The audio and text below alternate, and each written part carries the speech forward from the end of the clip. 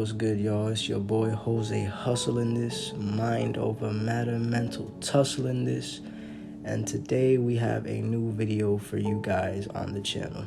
Now, I will have to ask you guys to excuse me if the audio sounds a little weird. I am currently recording this off of my phone because my laptop is currently under maintenance, so I'm not able to use it at the moment.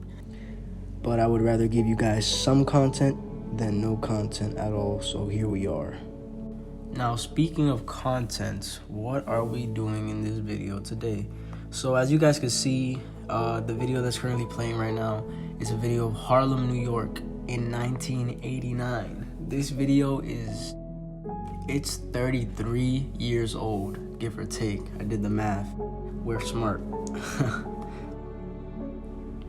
So during this time period that you guys are seeing right now, New York was going through the height of the crack epidemic. I believe it's in the 70s when the drug epidemic in the United States was starting up, and in the 80s and 90s, things were just all-time high. You know, many cities were poverty-stricken by it. Violence was at an all-time high.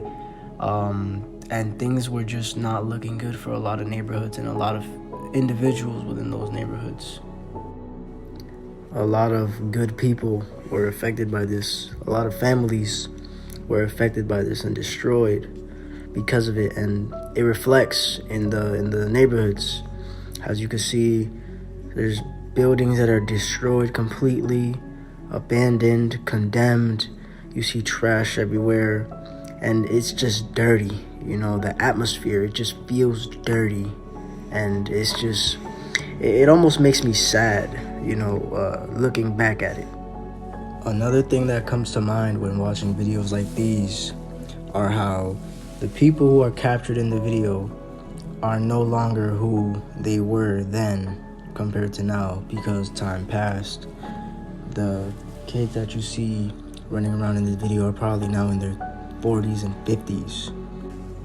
My grandmother would have been in her 20s, and she could have been one of those young girls beating ass in New York, you know?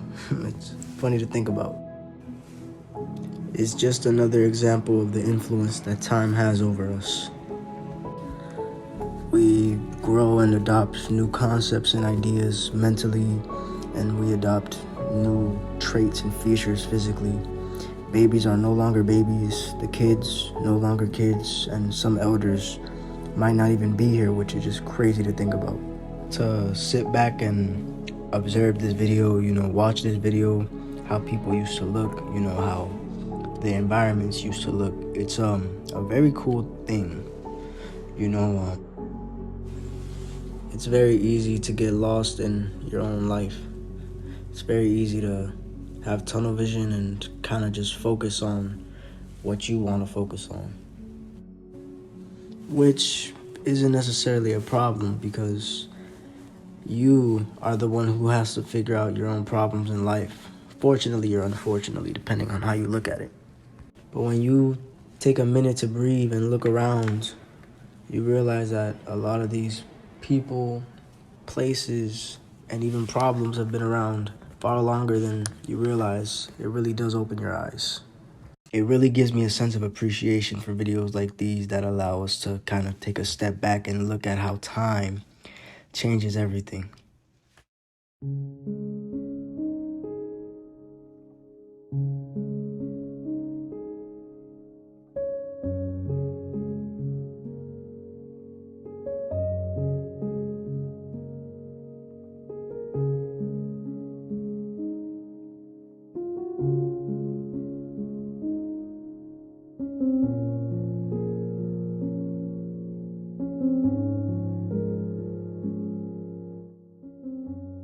And here is Harlem, New York, 2020, current time. Well, not specifically current, it's 2022 now, but you guys get the difference, which is huge, stark difference.